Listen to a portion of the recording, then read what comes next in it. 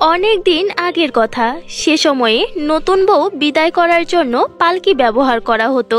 সেই দিনগুলোতে নতুন বউ পালকিতে করে নিজের বাপের বাড়ি থেকে বিদায় নিত। কিন্তু ধীরে ধীরে এখন সময় অনেকটা পরিবর্তন হয়েছে, প্রযুক্তি অনেকটা উন্নত হয়েছে। মানুষ পালকি ছেড়ে গাড়িতে যেতেই বেশি পছন্দ করে। কিন্তু নীলিমা এই সব কিছু থেকে একদম আলাদা ছিল। সে তার বিয়েতে পালকিই চাইতো। এর কারণে নীলিমার বাবা নীলিমার বিয়ের দিন তার জন্য অনেক সুন্দর একটা পালকির ব্যবস্থা করে, যেটা দেখে আশেপাশের সকল মানুষজন ভীষণ অবাক হয়। আর নীলিমার বান্ধবীরা ঘরে এসে নীলিমাকে সেই পালকির বিবরণ দিতে শুরু করে। কি ব্যাপার নীলিমা, তোমার বাবা তো তোমার জন্য অনেক সুন্দর একটা পালকির ব্যবস্থা করেছে। কি সত্যি বলছো তুমি? তাহলে তো আমিও দেখতে চাই আমার পালকি। তখন তার ঘরে তার মা অনিতা আসে এবং সে নীলিমাকে বলে, আরে মা, এত ব্যস্ত হলে চলবে? এখন তো তুমি কিছুটা সময় আমাদের সঙ্গে কাটাও, এরপর ওই পালকিতে করেই তো যাবে তুমি। তখন দেখে নিও তুমি তোমার পালকি। আরে মা, তুমি এত ইমোশনাল হয়ে কথা বলছো কেন? আমি কি তোমাদের ছেড়ে চিরকালের জন্য চলে যাচ্ছি নাকি? আরে তোমার যখন আমার কথা মনে পড়বে তখন আমাকে কল করো, আমি সঙ্গে সঙ্গে চলে আসব। আরে হ্যাঁ হ্যাঁ, কেন নয় মা, এটা তো তোমারই বাড়ি, তাই তোমার যখন মন চাইবে তুমি চলে আসবে। কিন্তু মা, আমার তো শুধু একটাই চাওয়া, তুমি তোমার শ্বশুর বাড়িতে সব সময় হাসি খুশি থাকো, সব সময় শ্বশুর বাড়ির সবার খেয়াল রাখো, যেমন করে তুমি এতদিন আমাদের খেয়াল রেখেছো। তুমি চিন্তা করো না মা, আমি কখনোই আমার শ্বশুর বাড়ির মানুষ থেকে কোনো সমস্যার সম্মুখীন হতে দিব না। অবশ্যই মা। আচ্ছা, এখন তুমি রেডি হও, তোমার শ্বশুরবাড়ির লোকজন বরযাত্রী নিয়ে এলোই বলে। এরপর অনিতা সেইখান থেকে চলে যায় এবং নীলিমার বান্ধবীরা নীলিমাকে রেডি করতে শুরু করে। কিছুক্ষণ পর সেখানে ঢোল নিয়ে বরযাত্রী পৌঁছে যায় এবং কিছু সময়ের মধ্যে বিয়ের অনুষ্ঠানও শুরু হয়ে যায়। অন্যদিকে নীলিমা তৈরি হয়ে তার ঘরেই বসেছিল। কিছুক্ষণ পর পণ্ডিত বলে, মালা বদলের সময় হয়ে গেছে, তাড়াতাড়ি বউকে নিয়ে আসুন। এমনটা শোনার পর অনিতা ঘরে যায় এবং সে নীলিমাকে নিয়ে আসে। দেখতে দেখতে নীলিমার বিয়ের সকল নিয়ম কানুন পালন করা শেষ হয়ে যায়। এরপর বিদায়ের পালা। নীলিমার বাবা তাকে পালকিতে করে বিদায় করে এবং নীলিমার স্বামী রাহুল কারে বসে সে আগে আগে যাচ্ছিল এবং নীলিমার পালকি পেছন পেছন যাচ্ছিল। অন্যদিকে নীলিমা তার পালকির সৌন্দর্যতা দেখতে দেখতে সেই পালকিতে বসে যাচ্ছিল এবং সে মনে মনে ভাবছিল, এই পালকিটি দেখতে কত সুন্দর, আর আমি এই পালকিতে করে আমার নতুন জীবনে শুরু করতে চলেছি। এমনটা ভেবে নীলিমা অনেক বেশি খুশি হচ্ছিল। হঠাৎ করেই নীলিমার পালকির একটা অংশ ভেঙে যায় এবং নীলিমা সেই পালকি থেকে পড়ে যায়। আর সেই সময়ে সেই পালকি নিয়ে যাচ্ছিল একজন ব্যক্তি দৌড়ে এসে নীলিমাকে টেনে তুলে এবং নীলিমাকে বলে, আরে মা, তুমি ঠিক আছো তো? তোমার চোট লাগেনি তো? হ্যাঁ কাকা, আমি ঠিক আছি, কিন্তু আমার পালকিটা কিভাবে ভেঙে গেল? আর এখন আমি আমার শ্বশুরবাড়ি কিভাবে যাব? ওইখানে সবাই আমার জন্য অপেক্ষা করছে। আরে মা, তুমি চিন্তা করো না, আমরাই পালকিটাকে ঠিক করার ব্যবস্থা করছি। ততক্ষণ পর্যন্ত তুমি এখানেই বসে থাকো। ঠিক আছে কাকা, আপনারা একটু তাড়াতাড়ি ব্যবস্থা করুন। নীলিমা রাস্তার কিনারায় বসে তার পালকি ঠিক হওয়ার জন্য অপেক্ষা করছিল। হঠাৎ করেই তার নজর পড়ে একটা বৃদ্ধা অন্ধ মহিলার উপর, যে রাস্তা পারাপার হওয়ার চেষ্টা করছিল। তাকে দেখে নীলিমা তার কাছে যায় এবং রাস্তা পারাপার হতে তাকে সাহায্য করে। তখন সেই বৃদ্ধা মহিলা নীলিমাকে বলে, তোমাকে অনেক অনেক ধন্যবাদ মা, তুমি আমার মতো একজন অন্ধকে সাহায্য করেছো। আরে না না কাকি, এটা তো আমার কর্তব্য ছিল। আমি এমনিতেই ওখানে বসেছিলাম, তখন আমার নজর আপনার উপর পড়ে আর আমি আপনাকে সাহায্য করেছি মাত্র। কিন্তু মা, তুমি ওইখানে কেন বসেছিলে? এরপর নীলিমা সেই বৃদ্ধা মহিলাকে সবকিছু খুলে বলে। সবকিছু শোনার পর সেই বৃদ্ধা মহিলা বলে, আরে মা, তুমি চিন্তা করো না, আমার কাছে তোমার এই সমস্যার সমাধান আছে, তুমি এসো আমার সঙ্গে। এরপর নীলিমা সেই বৃদ্ধা মহিলার সাথে তার বাড়িতে যায়। বৃদ্ধা মহিলার বাড়িতে যেতেই বৃদ্ধা মহিলা নীলিমাকে অনেক সুন্দর একটা পালকি দেখায়, যেটা দেখার পর নীলিমা বলে, আরে বাহ কাকি, এই পালকিটি তো আমার পালকির থেকেও অনেক বেশি সুন্দর দেখতে। তুমি ঠিকই বলেছো, এটা অনেক সুন্দর দেখতে, চমৎকার একটা পালকি, আর আমি এটা তোমাকে দিতে চাই। আর হ্যাঁ মা, এটা কোনো সাধারণ পালকি নয়, এটা একটি জাদুর পালকি। এটা শুধু তোমাকে তোমার শ্বশুরবাড়ি পৌঁছাই দিবে না, তোমার শ্বশুরবাড়িতে আসা সকল বিপদ আপদে এটা তোমাকে সাহায্য করবে। আপনাকে অনেক অনেক ধন্যবাদ কাকি, আজকে আমাকে এই পালকিটি দিয়ে অনেক বড় সাহায্য করলেন। আচ্ছা ঠিক আছে কাকি, এখন আমি যাচ্ছি। এরপর নীলিমা সেই পালকিতে করে তার শ্বশুরবাড়ি পৌঁছে যায়। অন্যদিকে নীলিমার শাশুড়ি তাকে বরণ করার জন্য বরণডালা নিয়ে দরজার সামনে দাঁড়িয়েছিল। যখনই সে পালকি থেকে নামতেই যাবে, তখনই তার স্বামীর বড় ভাই দৌড়াতে দৌড়াতে আসে এবং তার স্বামী রাহুলকে বলে, আরে ভাই রাহুল, আমি তো অনেক বাজেভাবে ফেঁসে গেছি, এখন কি করব আমি? আরে তুমি শান্ত হও, কি হয়েছে আগে সেটা বলো, আর তোমাকে এত অস্থির দেখাচ্ছে কেন?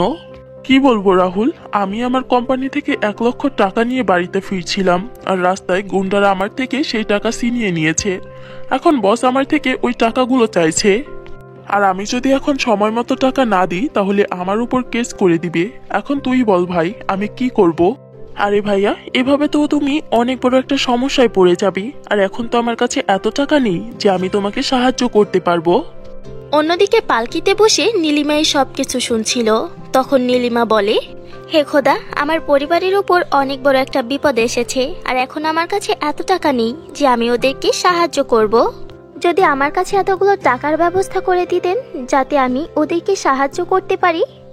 নীলিমা এমনটা বলতে না বলতেই সেই পালকির মধ্যে থেকে অনেক টাকার বৃষ্টি হতে শুরু করে, যেটা দেখে নীলিমা প্রচন্ড অবাক হয়। হে খোদা, এটা কেমন চমৎকার! তার মানে ওই কাকি যা বলেছিল ঠিকই বলেছিল, যে এই পালকিটি আমার শ্বশুরবাড়িতে আসা সকল বিপদ আপদে আমার সাহায্য করবে। আর এটা একটি জাদুর পালকি, চলো ভালোই হলো, এখন আমি এই টাকাগুলো ওদেরকে দিয়ে দিই। এরপর নীলিমা সেই টাকাগুলো তার স্বামীর বড় ভাইকে দেয় এবং বলে, ভাইয়া এই নিন টাকা, আর এখন আপনাকে চিন্তিত হওয়ার কোনো প্রয়োজন নেই। এখন আপনি এই টাকাগুলো নিয়ে গিয়ে আপনার বসকে দিয়ে দিন। তোমাকে অনেক অনেক ধন্যবাদ নীলিমা, আজকে আমাকে সাহায্য করে সত্যি আমার অনেক বড় উপকার করলে। আমি তোমার এই দয়াটা কখনোই ভুলবো না। এখানে দয়ার কোনো প্রশ্নই নেই ভাইয়া, আমিও তো এই পরিবারের একজন, তাই এই পরিবারের উপর আসা সকল বিপদে সকলের পাশে দাঁড়ানো আমারও কর্তব্যের মধ্যেই পড়ে।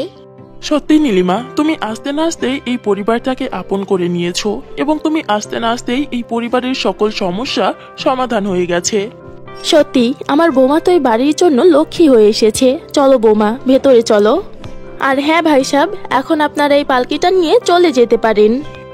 না না মা, এই পালকিটি নিয়ে যেতে বলবেন না। আমার বাবা আমার জন্য এই পালকিটি খুব যত্নে ভালোবেসে বানিয়েছিল, তাই আমি এই পালকিটি আমার সঙ্গেই রাখতে চাই। ঠিক আছে বৌমা, তোমার যেমনটা ইচ্ছা। এরপর নীলিমার শাশুড়ি নীলিমাকে খুব ভালোভাবে গৃহপ্রবেশ করায় এবং নীলিমার পালকিটি বাড়ির বাইরে বাগানেই রেখে দেওয়া হয়। এভাবেই সময় কাটছিল। নীলিমা তার শ্বশুরবাড়ির সকল দায়িত্ব খুব ভালোভাবে পালন করে।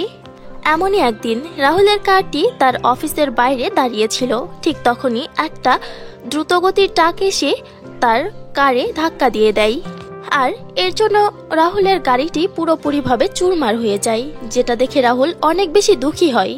সে বাড়িতে এসে সকল কথা নীলিমাকে খুলে বলে, যেগুলো শোনার পর নীলিমা বলে, এই বিষয়টা নিয়ে রাহুল কত দুঃখী, আমার ওকে সাহায্য করা উচিত। আরে হ্যাঁ, আমি ওই জাদুর পালকির থেকে তো সাহায্য চাইতে পারি।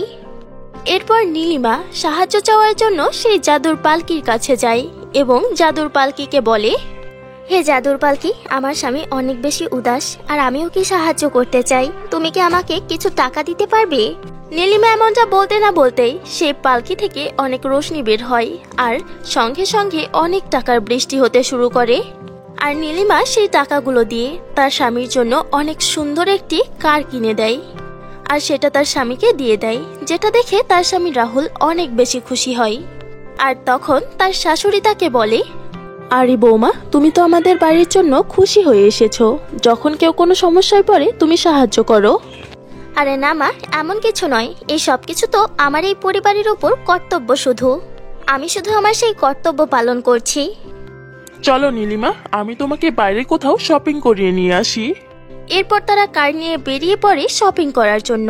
তখন নীলিমার নজর পড়ে একজন বৃদ্ধা মহিলার উপর, যে রাস্তার পাশে বসে ভিক্ষা করছিল, যাকে দেখার পর নীলিমা বলে, রাহুল, গাড়ি থামাও, আমি ওই বৃদ্ধা লোকদেরই সাহায্য করতে চাই।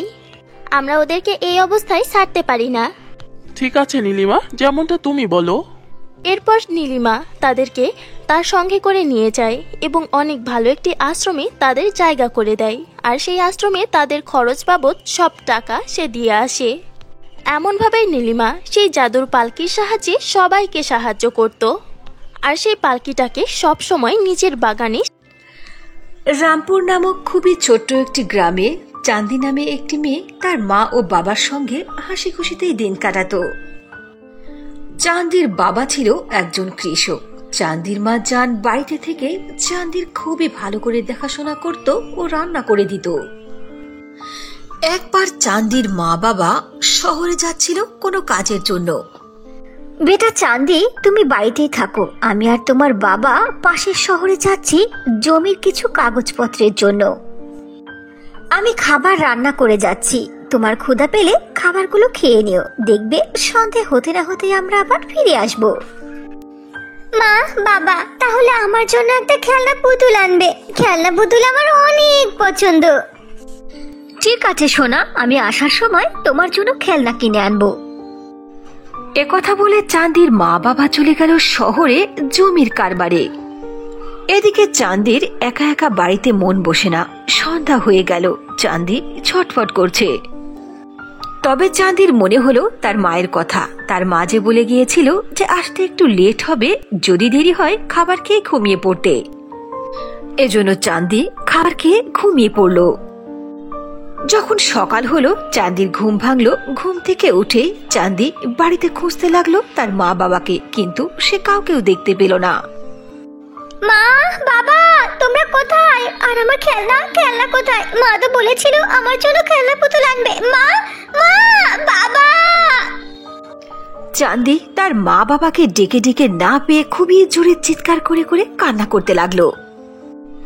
চাঁদির চিৎকার শুনে এলাকার লোকজন তার বাড়িতে ভিড় জমালো। চাঁদি বেটা, কি হয়েছে? চিৎকার কেন করছো? তোমার মা বাবা কোথায়? চাঁদি সব কথা খুলে বলল গ্রামবাসীদের কাছে। চাঁদি বেটা, তুমি শান্ত হও, হয়তোবা কোনো জরুরি কাজের কারণেই তোমার মা বাবা বাড়ি ফিরতে পারেনি। আমি এক্ষুনি শহরে যাচ্ছি তোমার মা বাবাকে খুঁজে আনতে। একথা বলে গ্রামের দুইজন লোক শহরে গেল চাঁদির মা বাবার সন্ধানে। তারা দুইজন শহরের অলিগলি ও ভূমি অফিস সব জায়গায় খুঁজল, কেউ তার মা বাবার খোঁজ দিতে পারল না। অবশেষে এক দোকানদার চাঁদির গ্রামের লোকদেরকে বলল, ভাই, ততটা বলতে পারবো না, কিন্তু আমার এই দোকানের সামনে কালকে দুজন হাজব্যান্ড ওয়াইফের মৃত্যু হয়েছে এক সড়ক দুর্ঘটনায়। এই তো এখানেই একটি দ্রুতগামী ট্রাক এসে তাদেরকে অ্যাক্সিডেন্ট করে গেছে। এই দেখুন ভাই, তাদের হাতে ছিল এই ব্যাগটা, এর ভিতরে জমি সংক্রান্ত কিছু কাগজপাতি রয়েছে। লোকটির একথা শুনে চাঁদির গ্রামের লোকেরা খুবই কষ্ট পেল। এরপর তার কাছ থেকে জমির দলিলগুলোকে নিয়ে বাড়ি ফিরে আসলো। এরপর গ্রামবাসী সবাই মিলে চাঁদিকে বোঝাতে আরম্ভ করলো। চাঁদি বেটা, তোমার মা বাবা বেঁচে নেই, সড়ক দুর্ঘটনায় মারা গেছে। এই দেখো, তোমার মা বাবার হাতে এই জমির কাগজের ব্যাগটি ছিল, এটা ওখানকার দোকানদাররাই আমাকে দিয়েছে। চাচা, আপনি এমন কথা বলবেন না। আমার মা বাবা যদি মারা যায় আমি কোথায় থাকবো, কার কাছে থাকবো? মা, বাবা, এইভাবে তোমরা আমাকে ছেড়ে কেন চলে গেলে? এলাকার সবাই চাঁদিকে বোঝাতে লাগলো। ওই এলাকার মধ্যে রেনু নামে একজন মহিলা ছিল। সে ছিল খুবই চালাক। সেই মহিলাটি চাঁদিকে বলল, বেটা, তুমি কান্না করো না, আজ থেকে আমি তোমার মা। আমি তোমার সব রকমের দেখভাল করব, তোমাকে গোসল করাবো, খাওয়াবো, লেখাপড়া শেখাবো। এসো, তুমি আমার কোলে এসো। একথা বলে রেনু নামে সে চালাক মেয়েটি চাঁদিকে নিল। কিন্তু রেনুর মাথার মধ্যে ছিল অন্য চিন্তা। রেনু চাঁদির বাবার সয় সম্পত্তিকে হাতিয়ে নেওয়ার জন্যই এই নাটক শুরু করলো গ্রামবাসীর সামনে। এলাকার সবাই রেনুর এই মায়া মহব্বত দেখে খুবই খুশি হলো, আর জমির দলিল কাগজপাতি যা কিছু ছিল সবই রেনুর হাতে তুলে দিল। রেনু চাঁদিকে সাথে করে তার বাড়িতে নিয়ে গেল। চাঁদি বেটা, তুমি আজ থেকে আমাকে ছোট মা বলে ডাকবে। আর এই দেখো তোমার বোন, এটা আমার মেয়ে কুঞ্জল। প্রথম প্রথম কয়েকদিন রেনু ও কুঞ্জল দুইজনে চাঁদিকে অনেক বেশি ভালোবাসলো, কিন্তু রেনুর এই নাটক বেশি দিন টিকে রইল না। কয়েক মাস পর থেকে চাঁদির উপরে অত্যাচার করতে আরম্ভ করলো। চাঁদিকে সারাটা দিন ধরে দাসীবাদীর মতো খাটাতো, বিনিময়ে তাকে বাসি পচা খাবার খেতে দিত আর পরতে দিত তার মেয়ে কুঞ্জলের পুরনো জামা। রেনু চাঁদের স্কুলও বন্ধ করে দিল। রেনুর মেয়ে কুঞ্জল প্রতিদিন স্কুলে যেত, এটা দেখে চাঁদি খুবই কান্না করত ও স্কুলে যেতে চাইতো। ছোট মা, আমিও কুঞ্জলের মতো স্কুলে যাব। চাঁদি লেখাপড়ার কথা বললে রেনু চাঁদির উপরে আরো বেশি করে কাজ চাপিয়ে দিত আর তাকে অনেক পেটাতো। ওকে লেখাপড়া শিখতে দেওয়া যাবে না। যদি শিক্ষিত হয় তাহলে ও আমার উপরে হুকুম চালাবে, আর তার জমির দলিল কাগজ কিছুই আমার হতে দেবে না। এরকম অত্যাচার সহ্য করতে করতে অনেক বছর কেটে গেল। এখন চাঁদির বয়স 18 বছর পূর্ণ হবে। এই বছরে কালকে জন্মদিনে চাঁদির 18 বছর পূর্ণ হবে। 18 বছর হলেই চাঁদি তার জমিকে যে কারো নামে লিখিয়ে দিতে পারবে। এই সুযোগ হাতছাড়া করা যাবে না। যে করেই হোক চাঁদির কাছ থেকে ওর বাড়ি জমি সবকিছু লিখে নেব। পরের দিন সকালে চাঁদির জন্মদিন। রেনু চাঁদির কাছে গিয়ে বলল, happy birthday to you my dear Chandi মামনি। এই দেখো তোমার জন্য গোল্ডেন কালারের জামা, এটা পরো, গোসল করে নাও তাড়াতাড়ি। আজকে তোমার জন্মদিনের অনেক বড় পার্টি হবে। কিন্তু ছোট মা, আমি এই বাড়িতে আসার পর থেকে তো কখনো আমার জন্মদিন পালন করা হয়নি, আর এত দামি জামাও আমাকে কিনে দেননি, কিন্তু আজকে কেন? চাঁদি বেটা, এতদিনের কথা ছেড়ে দে। এখন তোকে আমি স্কুলে ভর্তি করিয়ে দেব, তোকে লেখাপড়া শিখাবো। তুই কুঞ্জলের সঙ্গে স্কুলে যাবি। স্কুলে যাবার কথা শুনে চাঁদি আনন্দে নাচতে আরম্ভ করলো। তখন রেনু বলল, বেটা চাঁদি, স্কুলে ভর্তি হওয়ার জন্য তোমার আঙ্গুলের ছাপ লাগবে। এই দেখো, এই কাগজের উপরে তুমি সই করে দাও। ছোট মা, দাও। কোথায় সই করতে হবে? কোথায় আমার আঙ্গুলের টিপ লাগবে? দাও, তাড়াতাড়ি দাও। চাঁদি রেনুর হাত থেকে দলিলের কাগজটিকে নিয়ে না বুঝে শুনে সই করে দিল আর আঙ্গুলের ছাপও বসিয়ে দিল। এরপর রেনু কাগজটিকে উঠিয়ে তার বাক্সর মধ্যে বন্দি করলো আর বলল, কিরে চাঁদি, তোর গায়ে এত দামি জামা, গোল্ডেন কালারের? আরে এ কি, তুই এই জামা কোথায় পেয়েছিস? নাকি কোথাও থেকে চুরি করেছিস? ছোট মা, এ কি বলছো? তুমি তো সকালে আমাকে এই জামাটা কিনে দিলে আর বললে আজকে বার্থডে পার্টি হবে আমার এই বাড়িতে। এ কি, তুমি এরকম করছো কেন? না ভুলে গেছো? চাকরানির বাচ্চা চাকরানি, তুই আমার সঙ্গে মিথ্যে কথা বলছিস। তুই চুরি করে সেই অপবাদটা আমার উপরে দিতে চাইছিস। যা, এখন বাড়ি থেকে বের হয়ে যা। রেনু চুরির অপবাদ দিয়ে চাঁদিকে বাড়ি থেকে ঘাড় ধাক্কা দিয়ে বের করে দিল। চাঁদি কোথায় যাবে, কি করবে, কোনো দিশা না পেয়ে সে সোজা হাঁটতে আরম্ভ করলো। হাঁটতে হাঁটতে একটি জঙ্গলের মধ্যে গিয়ে পৌঁছলো। চাঁদি ক্লান্ত হয়ে গেল আর তার পিপাসাও পেল। এরপর চাঁদি ওই জঙ্গলের নিকটবর্তী একটি নদীর কাছে গেল পানি খাওয়ার জন্য। চাঁদি ওই নদী থেকে পানি খেয়ে নদীর কিনারে বসে কান্না করতে লাগলো আর তার মনের দুঃখের কথা এক এক করে বলতে লাগলো। ওই নদীর পানির মধ্যে একটি জলপরি থাকতো। জলপরি চাঁদির সব দুঃখের কথা শুনে ফেললো। সবকিছু শুনে জলপরির মনে খুবই মায়া হলো চাঁদির ওপরে। জলপরিটি পানির উপরে ভেসে উঠলো আর চাঁদিকে বলল, চাঁদি, আমি তোমার সমস্ত মনের দুঃখের কথা শুনে ফেলেছি। আসলে তুমি অনেক ভালো।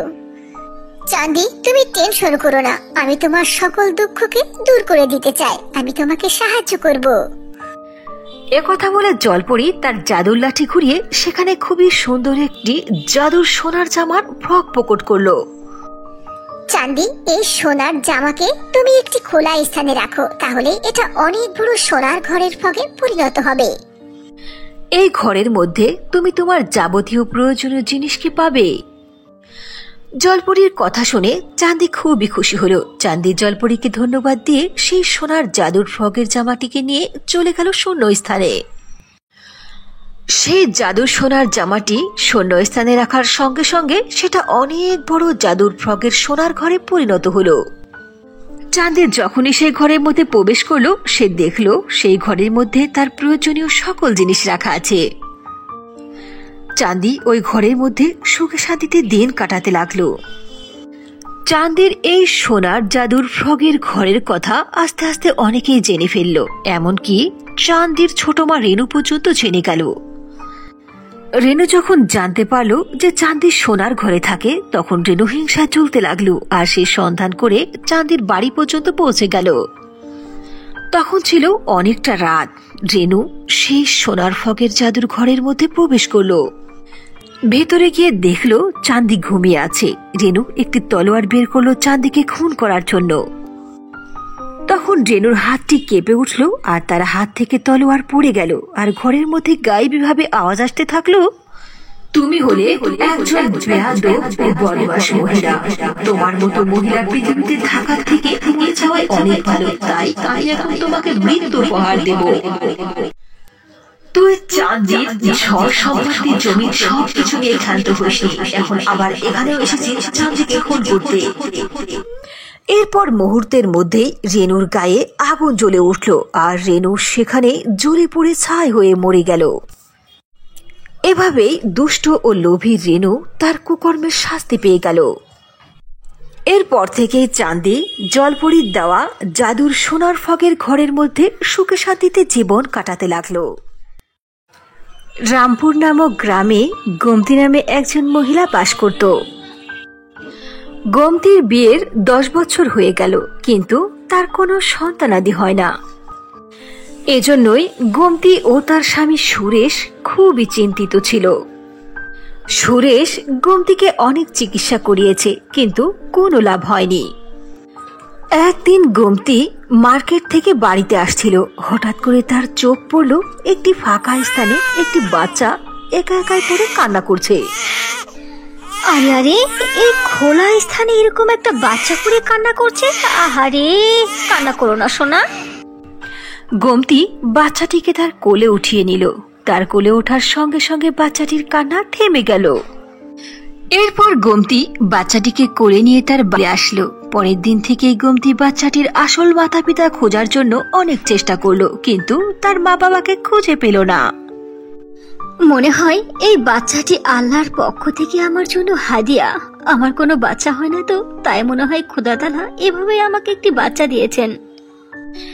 এরপর থেকে গোমতী সেই বাচ্চাটিকে নিয়ামত মনে করে খুবই যত্নে লালন পালন করতে লাগলো।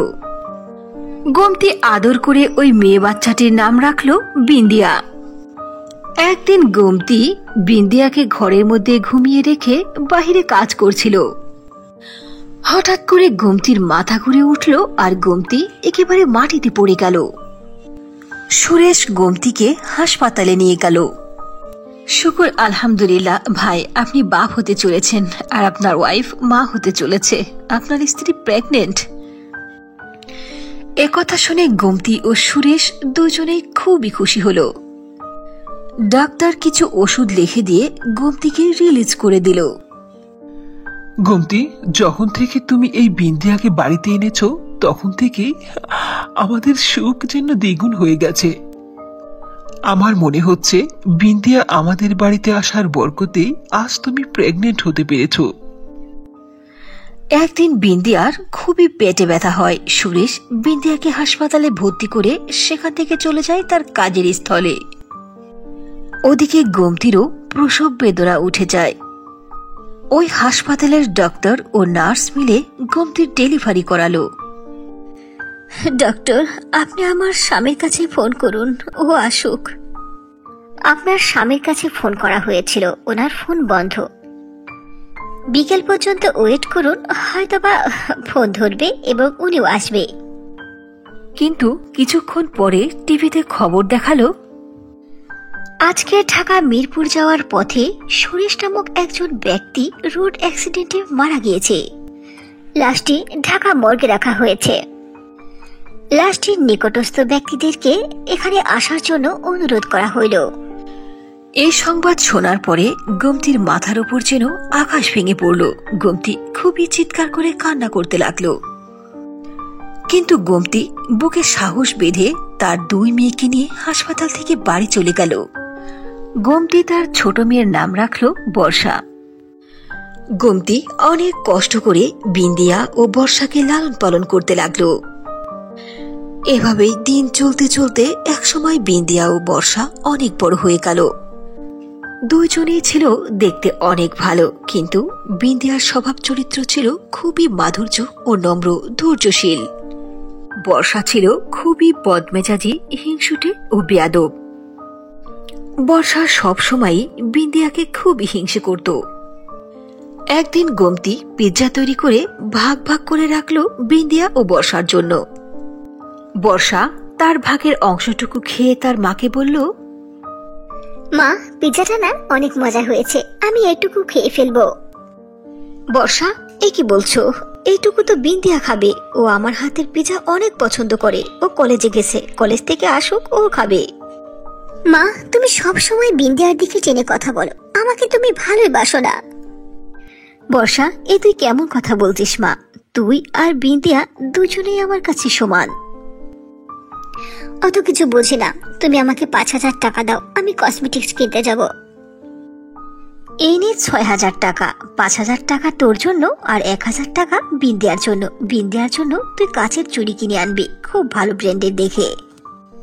বর্ষা তার মায়ের কাছ থেকে সবগুলো টাকা নিয়ে শপিং করতে গেল।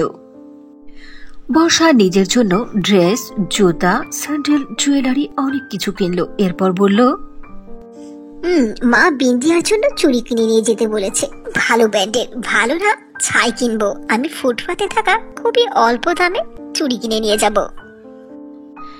একথা ভেবে বর্ষা খুবই অল্প দামে ফুটপাতে থাকা চুড়ি কিনে নিয়ে গেল বিন্দিয়ার জন্য। এই বিন্দিয়া, এই নে তোর চুড়ি। বিন্দিয়া চুড়িগুলো বর্ষার হাত থেকে নিয়ে রেখে দিল আর সে পড়তে বসল। 2 দিন কেটে গেল, বিন্দিয়া চুড়িগুলোকে ছুঁয়ে দেখেনি। বর্ষা যে চুড়িগুলো দিল ওগুলো তো আমি দেখলামই না। দেখি তো, এখন একটু সময় পেয়েছি, চুড়িগুলো আমি হাতে দিই। বিন্দিয়া সেই চুড়িগুলো পরার সঙ্গে সঙ্গে তার মাথার ফ্রেড ও ড্রেস সবকিছু স্বর্ণের হয়ে গেল। মা, মা দেখো, এই চুড়িগুলো হাতে পরার সঙ্গে সঙ্গে আমি যেটাতে হাত লাগাচ্ছি সেটাই সোনার হয়ে যাচ্ছে। কি বলিস? তুই এই চেয়ারে হাত দে তো। এরপর বিন্দিয়া চেয়ারে হাত রাখলো। চেয়ারে হাত রাখার সঙ্গে সঙ্গে চেয়ারটিও স্বর্ণে পরিণত হলো। এসব দেখে বিন্দিয়া ও তার মা গোমতি প্রচন্ড খুশি হলো। বিন্দিয়া ও গোমতি সেই স্বর্ণগুলোকে বাজারে বিক্রি করে এলাকার গরিব ও অসহায় মানুষদেরকে সাহায্য করতে লাগলো। গোমতি ও বিন্দিয়ার এসব আচরণে বর্ষা খুবই বিরক্তি হলো আর বলল, এই বিন্দিয়া আর মা যে কি শুরু করেছে, গরিবদের মাঝে টাকা পয়সা বন্টন করতে শুরু করেছে। তাহলে তো আমরা কোনোদিন ধনী হব না। দান করা আমি ছোটাচ্ছি, এবার আমি এমন কাজ করব যাতে আমি নিজেই ধনী হয়ে যাই। এরপর বর্ষা সুযোগ বুঝে বিন্দিয়ার ঘরে প্রবেশ করলো আর জাদুর চুড়িগুলোকে চুরি করে আনলো। বর্ষা জাদুর চুড়িগুলোকে হাতে পরিধান করে বলল, হে জাদুর চুড়ি, আমি যে ঘরে আছি এই ঘরটাকে সোনার করে দাও। আমি এই ঘরে রাজকীয় হালতে থাকব। বর্ষা এই কথা বলার সঙ্গে সঙ্গে তার সুন্দর ঘরটি একেবারে ছোট্ট একটি ভাঙা ঝুপড়িতে পরিণত হলো আর বর্ষার চেহারা কালো কুৎসিত হয়ে গেল। বর্ষা নিজেকে কুৎসিত হতে দেখে খুবই জোরে জোরে কান্না করতে লাগলো। তখন ওই সময় বিন্দিয়া ও তার মা চলে আসলো। বর্ষা বিন্দিয়া ও তার মায়ের কাছে সব কথা খুলে বলল। সব কথা শোনার পরে বিন্দিয়া জাদুর চুড়িগুলোকে বলল, হে জাদুর চুড়ি, আমি জানি না তুমি কোত্থেকে এসেছো। আমাদের কাছে আশীর্বাদ হয়ে এসে তুমি আমার বোনকে কষ্ট দিতে পারলে। তোমার জন্যই আমার বোন বর্ষা আজ কুৎসিত হয়ে গেছে। তুমি ঠিক করে দাও আমার বোনকে।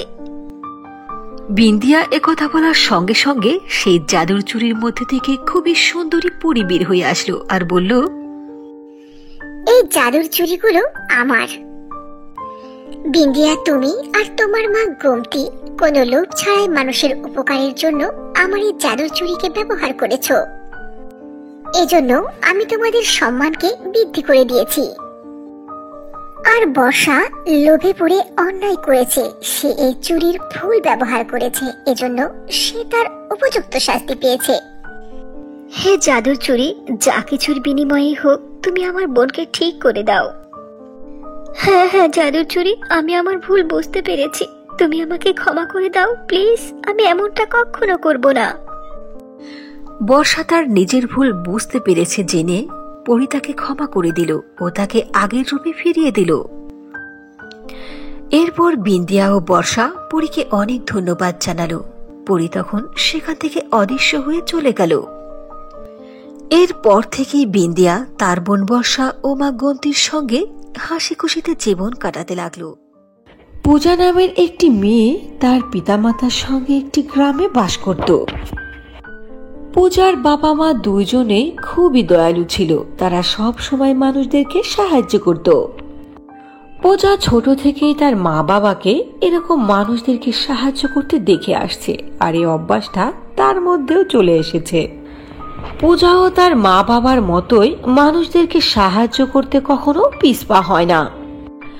কয়েক বছর পরে পূজা বেশ বিবাহের উপযুক্ত হয়ে গেল। পূজার মা বাবা পূজাকে আমর নামে একটি ছেলের সঙ্গে অনেক ধুমধাম করে বিয়ে দেয়। বিয়ের পরে পূজা তার শ্বশুর বাড়িতে চলে যায়, কিন্তু পূজার মানুষদের সাহায্য করার অভ্যেস এখনো পর্যন্ত রয়ে গেছে। যদি প্রতিবেশীদের মধ্যে থেকে কেউ তার কাছে এসে কিছু চায় তাহলে সে তাকে নিষেধ করে না। পূজা, তোমাদের বাড়িতে কি একটু দুধ পাওয়া যাবে? আমাদের বাড়িতে কিছু মেহমান এসেছে, দুধ আজকেই শেষ হয়ে গেছে আমাদের। আচ্ছা ঠিক আছে বাবু, কোনো বিষয় নয়, আমার ঘরে দুধ আছে, এই যে নিয়ে যান। পূজা ঘরের ভিতর থেকে এক গ্লাস দুধ এনে ওই মহিলাটিকে দিয়ে দিল। পূজার এই ব্যবহারের কারণে তার স্বামী আমর খুবই বিরক্ত হতো। একদিন আমর পূজার সামনে গিয়ে বলল, পূজা, কেউ কিছু চাওয়ার সঙ্গে সঙ্গে বাড়ির সব জিনিসপাতি দিয়ে দাও। আমি বুঝি না তুমি কেন এমনটা করো। আমরা কি ধনী না আমাদের জিনিসের কোনো অভাব নেই? পূজা আমরের কোনো কথারই উত্তর দিল না।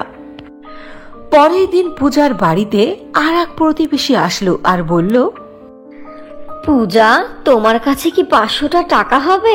আমি ওষুধ কিনতে যাব, আমার ওষুধ একেবারে শেষ। যখন আমার কাছে টাকা হবে আমি তোমাকে সেই টাকা ফিরিয়ে দেব। হ্যাঁ হ্যাঁ চাচি, আমার কাছে 500 টাকা আছে, এই নিন। এরপর পূজা তার কাছে থাকা 500 টাকা তার প্রতিবেশী কাকির হাতে তুলে দিল। সে তাকে ধন্যবাদ দিয়ে সেখান থেকে চলে গেল। সন্ধেবেলা যখন আমর কাজ থেকে বাড়ি ফিরল তখন আমর পূজার কাছে সেই 500 টাকা চাইল। পূজা, সকালে তোমার কাছে যে 500টা টাকা রেখেছিলাম ওটা আমাকে দাও। আমর টাকা চাওয়ার পরে পূজা আমরকে বলে দিল যে সে তার প্রতিবেশী কাকিকে 500 টাকা ধার দিয়েছে। পূজার এসব কথা শুনে আমর খুবই রেগে গেল আর পূজাকে বলল, দেখো পূজা, দিন দিন তুমি কিন্তু বেড়ে চলেছো, এটা মোটেও ঠিক করোনি। এখন আমার টাকার কত প্রয়োজন, টাকা থাকলে আমি আমার প্রয়োজন মেটাতাম, আর তুমি মানুষকে দিয়ে দিয়েছো, তা আবার আমাকে না বলে। একথা বলে আমর রেগে বাড়ি থেকে বের হয়ে গেল। এরপর থেকে পূজা এলাকাবাসীর লোকজনকে সাহায্য করত, কিন্তু সে এই ব্যাপারটা তার স্বামী আমরকে কিছুতেই বুঝতে দিত না। প্রতিবেশী সব লোকজনই পূজাকে অনেক ভালোবাসতো আর তার সাহায্য করার এরকম হাত দেখে সব মানুষই তার প্রশংসা করত। এভাবেই কিছুদিন কেটে গেল। একদিন খুবই জোরে বৃষ্টি হতে লাগলো। বৃষ্টির কারণে আমরের কাজকামও বন্ধ হয়ে গেল। আমর আর কাজে যেতে পারলো না। এজন্য আমর বাড়ি ফিরে আসলো আর পূজাকে ডেকে বলল, পূজা, অনেক জোরে জোরে বৃষ্টি হচ্ছে, এজন্য আমি বাইরে কাজে যেতে পারিনি। ঘরের ভিতরে কি কিছু খাবার আছে? তাও তো খেয়ে ফেলি, খুবই ক্ষুধা লেগেছে। আপনি থামেন, আমি এক্ষুনি আপনার জন্য খিচুড়ি পাঠিয়ে নিয়ে আসছি। এমনই ভাবে 3 দিন পার হয়ে গেল, কিন্তু বৃষ্টি থামলো না। খুবই জোরে জোরে বৃষ্টির কারণে আমর কোথাও কাজে যেতে পারলো না। এভাবে লাগাতার বৃষ্টি হতে দেখে আমর মনে মনে ভাবতে লাগলো, এভাবে যদি কিছুদিন আরো বৃষ্টিপাত হয় তাহলে তো আমাদের খাবার দাবারেরও কষ্ট হয়ে যাবে, আর মাত্র একদিনের খাবার আছে ঘরে, কি যে করি। পরের দিন পূজার ঘরে যা কিছু খাবার ছিল তাও শেষ হয়ে গেল। বৃষ্টি এদিকে চলতেই থাকলো, এজন্য তাদের ঘরের সমস্ত সামান শেষ হয়ে গেল। শেষমেশ দিশা না পেয়ে পূজা তার প্রতিবেশীর বাড়িতে গেল খাবার চাইতে। ভাবি, আমাদের ঘরে খাবার মতো কিছু নেই, কিছু দিতে পারবেন? এরপর ওই মহিলা তার ঘর থেকে কিছু চাউল এনে পূজাকে দিল আর বলল, এই নাও পূজা ভাবি চাউল, যদি তোমার আরো লাগে তাহলে আরো নিয়ে যাও। তুমি যেভাবে আমাদেরকে সাহায্য করো, আমাদেরও তো দায়িত্ব বলে কিছু আছে, তাই না? পূজা সে চাউলগুলো নিয়ে তার বাড়িতে গেল। চাউলগুলো তার বাড়িতে নিয়ে একটি পাত্রতে রেখে দিল। পূজা সেখান থেকে কিছু চাউল নিয়ে ভাত রান্না করলো। ভাত প্লেটে বেড়ে সে তার স্বামীর জন্য রেখে দিল। ঠিক ওই সময় একজন পরী পূজাকে পরীক্ষা করার জন্য এক বৃদ্ধ মহিলার রূপ ধারণ করে পূজার বাড়িতে গেল। বেটি, কয়েকদিন যাবৎ কিছু খাইনি, খাবার কিছু হবে তোমার বাড়িতে? পূজা বুড়ি আম্মার আওয়াজ শুনে সে বাহিরে আসলো। এরপর বলল, দাদি আম্মা, আপনার ক্ষুধা পেয়েছে? আপনি এখানে বসুন, আমি এক্ষুনি আপনার জন্য খাবার আনছি। হ্যাঁ মা, কয়েকদিন যাবৎ খাইনি, পেটে খুবই ক্ষুধা, তাড়াতাড়ি খাবার দাও। এরপর পূজা তার স্বামী আমরের জন্য বেড়ে রাখা খাবারের থালা ওই বুড়ি আম্মার কাছে এনে দিল। ওই বৃদ্ধ মহিলা খেতে খেতে প্লেটের সব খাবার খেয়ে ফেললো। এরপর সে আরো খাবার চাইলো। বুড়ি আম্মার কথা শুনে সে চিন্তায় পড়ে গেল আর ভাবতে লাগলো, ঘরে তো আর অল্প একটু খাবার বাকি আছে, সেটা আমার স্বামী আমরের জন্য, আর বুড়ি মায়েরও তো খুবই ক্ষুধা পেটে, কি যে করি। পূজা শেষমেশে সেই খাবারটুকু বুড়ি আম্মার প্লেটে দিয়ে দিল। ওই বৃদ্ধ মহিলা সেই খাবারটুকু খেয়ে ফেলল। এদিকে আমর হাত মুখ ধুয়ে টেবিলে বসলো খাবার খেতে। যখন সে দেখলো প্লেটে কোনো খাবার নেই, তখন সে বাহিরে আসলো। আমর বাহিরে এসে দেখলো পূজা বৃদ্ধ মহিলাকে সমস্ত খাবার খাইয়ে দিয়েছে। এটা দেখে আমর খুবই রেগে গেল। সে ঘরের ভেতরে এসে খালি পাত্রকে চুলার উপরে দিয়ে জ্বালাতে লাগলো। খালি চুলা অনেকক্ষণ ধরে জ্বলানোর কারণে চুলাটি একেবারে ফেটে গেল। বাইরে দাঁড়িয়ে বুড়ি আম্মা ও পূজা সবকিছু দেখছিল। পূজার চোখ থেকে পানি বের হয়ে আসলো। বেটি, কোনো চিন্তা করো না, আমাকে কিছু পানি ও একটু মাটি দাও, আমি তোমাকে নতুন করে চুলা তৈরি করে দেব। দেখতে দেখতে ওই বৃদ্ধ মহিলা খুবই সুন্দর একটি চুলা তৈরি করে ফেললো। আর সে চুলাটি পূজার হাতে দিয়ে বলল, বেটি, তুমি এই চুলা তোমার কাছে রেখে দাও, যখন তুমি কিছু রান্না করতে চাইবে তখন আমাকে স্মরণ করবে, আর যেটা খেতে মন চাইবে তুমি শুধু তার নাম বলবে, তাহলেই খাবার চুলার উপরে একেবারে রেডি হয়ে যাবে। এ কথা বলে সেই বৃদ্ধ মহিলা সেখান থেকে অদৃশ্য হয়ে গেল। বৃদ্ধ মহিলাকে অদৃশ্য হয়ে যেতে দেখে পূজা খুবই আশ্চর্য হয়ে গেল। এরপর পূজা ওই চুলাটিকে নিয়ে ঘরের মধ্যে আসলো। এখন বাড়ির ভেতরে আসতো তাই না? সব খাবার তো মানুষকে দিয়ে খাইয়ে ফেললে, এখন আমি কি খাবো আর তুমি বা কি খাবে? সারাটা দিন ধরে তো আমরা না খেয়ে আছি। আমর এসব বলছিল আর খুবই রেগে গিয়েছিল। এরপর আমর ঘরের মধ্যে গিয়ে শুয়ে পড়ল। এরপর পূজা ওই বৃদ্ধ মহিলার দেওয়া চুলাটির উপরে পাত্র রাখলো আর বলল, আজ আমি পোলাও রান্না করতে চাই। সঙ্গে সঙ্গে ওই পাত্রটি পোলাও দ্বারা ভরে গেল। এরপর পূজা সেই পাত্রের পোলাওগুলো পাশে বেড়ে রাখলো। এরপর পাত্রটি আবারও চুলার উপর রেখে বলল, এখন আমি গরুর মাংস রান্না করতে চাই। পূজা এটা বলার সঙ্গে সঙ্গে ওই পাত্রটি গরুর মাংস দ্বারা ভরে গেল। এরপর পূজা খাবারগুলোকে টেবিলের উপরে বসিয়ে দিল ও আমরকে ডাকলো খাবারের জন্য। আমর খাবারের কাছে এসে একেবারে চমকে গেল আর বলল, আরে এই তো 5 মিনিট আগে খাবারের কিছুই ছিল না, আর এত কিছু আয়োজন, তুমি এসব কোথায় পেলে পূজা? এরপর পূজা আমরের কাছে সেই বৃদ্ধ মহিলা ও বৃদ্ধ মহিলার দেওয়া জাদুর চুলার কথা খুলে বলল। সব শুনে আমর খুবই খুশি হলো। এরপর আমর ও পূজা দুইজনে খুশিতে একেবারে নাচতে আরম্ভ করলো। এরপর থেকে পূজা এলাকার অসহায় ও গরিব ক্ষুধার্ত মানুষদেরকে বিনা পয়সায় খুবই মজার মজার খাবার খাওয়াতে শুরু করলো ও তাদের নিজেদেরও কোনো কিছুর আর অভাব থাকলো না। এভাবেই তাদের জীবন সুখে শান্তিতে ভরে উঠল। ঢোলকপুর নামে খুবই সুন্দর একটি গ্রাম ছিল। ওই গ্রামের লোকজন সবাই হাসি খুশিতেই দিন কাটাতো। ওই গ্রামের খালি ময়দানে সব বাচ্চারা একসঙ্গে মিলেমিশে খেলাধুলা করত। ওই গ্রামে প্রতি বছরই মেলা বসে, যেখানে অনেক ভিড় জমে। মেলার মধ্যে বিভিন্ন রকমের বাজার বসে আর নতুন নতুন প্রতিযোগিতা হয়।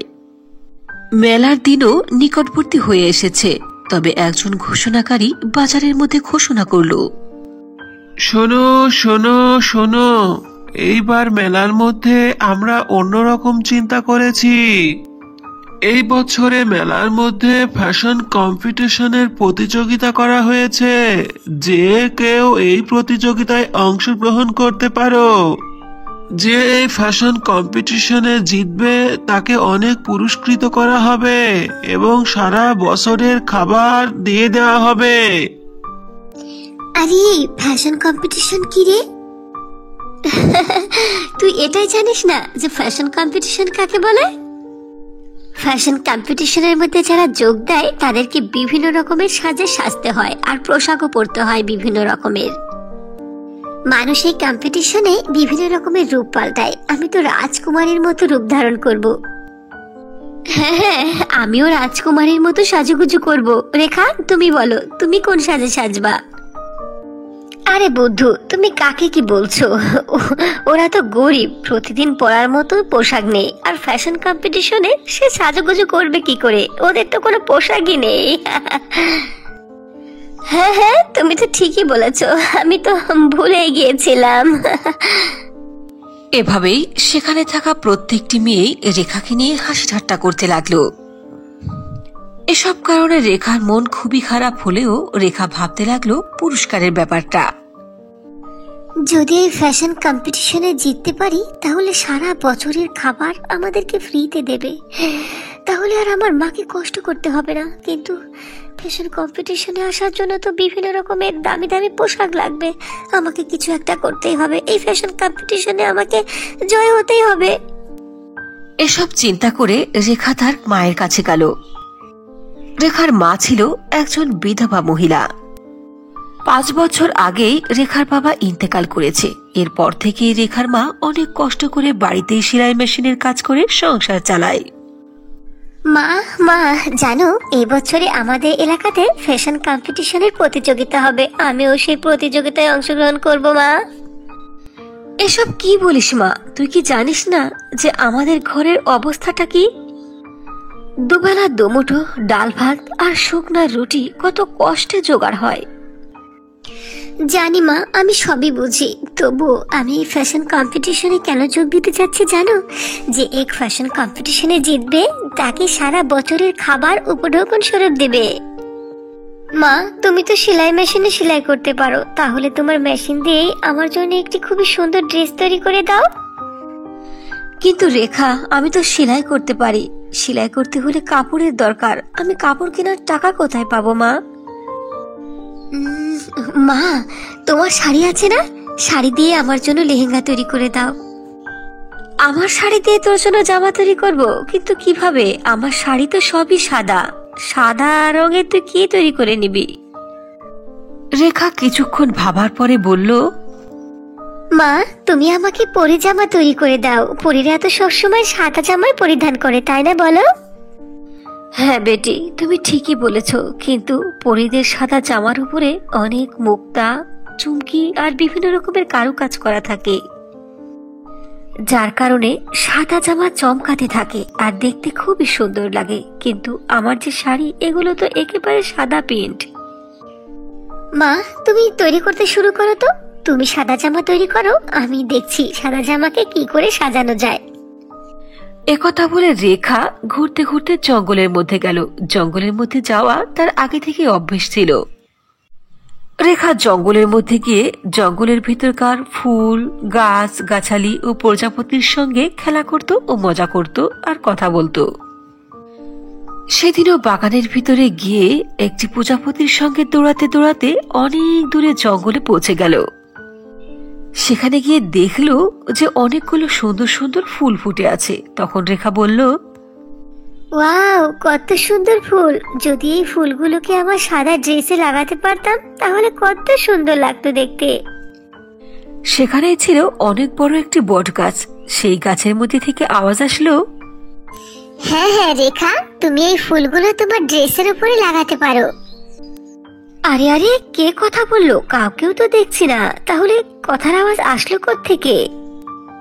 রেখা, তুমি আমার দিকে তাকাও। এই যে দেখো, আমি গাছ। আমি কোনো সাধারণ গাছ নয়, আমি হলাম জাদুর গাছ। আমি তোমাকে বলছি, এই ফুলগুলো নিয়ে গিয়ে তোমার জামাতে লাগাও।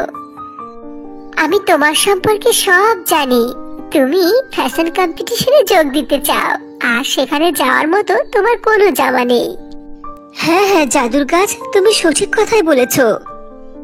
কিন্তু জাদুর গাছ, তুমি যে এই ফুলগুলো তুলে নিয়ে গিয়ে আমার জামার উপরে লাগাতে বলছো, এই ফুলগুলো তো শুকিয়ে যাবে, নষ্ট হয়ে যাবে, তখন তো দেখতে খারাপ লাগবে। তার চেয়ে বরং তুমি তো জাদুর গাছ, তোমার জাদু দ্বারা আমাকে খুবই সুন্দর পরীদের মতো একটি সাদা ড্রেস দাও। না না রেখা, আমি এটা করতে পারবো না। তবে এই ফুলগুলো তুমি নিয়ে তোমার জামার উপরে লাগালে এই ফুলগুলো নষ্টও হবে না, শুকিয়েও যাবে না। এরপর রেখা জাদুর গাছের বলা অনুযায়ী সেখানকার অনেকগুলো ফুল তুলে দিল তার হাতের মধ্যে। রেখা জাদুর গাছকে ধন্যবাদ জানিয়ে বাড়ি ফিরে আসলো। রেখা, এই দেখ মা, আমার সাদা শাড়ি দিয়ে তোর জন্য একটি জামা তৈরি করে রেখেছি, এখন কি করবি কর। মা, এই দেখো, আমার সাদা জামাকে সুন্দর করে সাজানোর জন্য ফুল তুলে এনেছি। এ কি বলিস বেটি, এই ফুলগুলো লাগালে তো নষ্ট হয়ে যাবে ফুল, আর ফুল শুকিয়ে যাবে, তখন দেখতে তো খারাপ লাগবে। না মা, এগুলো হলো জাদুর ফুল। এই ফুলগুলো শুকাবেও না, মরেও যাবে না। এগুলো জাদুর গাছ আমাকে দিয়েছে। এরপর রেখিমোলা তার সাদা ড্রেসটিকে খুবই সুন্দর করে ফুল দিয়ে সাজিয়ে দিল। রেখা, কত চমৎকার লাগছে রে মা, এই ড্রেসটাতে তোকে অনেক মানাবে। এবার ফ্যাশন কম্পিটিশনের দিন চলে আসলো। সব বাচ্চারাই বিভিন্ন রকম সাজে স্টেজে উপস্থিত হতে লাগলো। কেউ বা রাজা, কেউ বা রানী, কেউ বর, কেউ বউ, আবার কেউ ফকির, কেউ জাদুকর, আবার কেউ পরী সাজে সাজতে আসতে লাগলো। এক এক করে প্রতিযোগী স্টেজে উঠছে আর তাদের পোশাক ও সাজাগুজু দেখাচ্ছে। আর সেখানকার জাজরাও প্রতিযোগীদেরকে দেখে নাম্বার দিচ্ছে। এক এক করে যখন রেখার পালা আসলো, তখন রেখা স্টেজে উঠলো। রেখাকে দেখে সেখানে থাকা সকল লোক আশ্চর্য হয়ে গেল। সেখানকার সবাই রেখার জন্য অনেক জোরে জোরে হাততালি দিল। রেখার সাজ ও পোশাককে জাজদের কাছে সবচেয়ে বেশি ভালো লাগলো, এজন্য জাজরা রেখাকে সবচেয়ে বেশি নাম্বার দিল। রেখাই হলো ওই বছরের ফ্যাশন কম্পিটিশনের বিজয়ী। রেখা পুরস্কার হিসাবে 1 বছরের খাবার দাবারের জিনিস, চাল, ডাল, আটা, তেল সবকিছু ফ্রিতে পেল।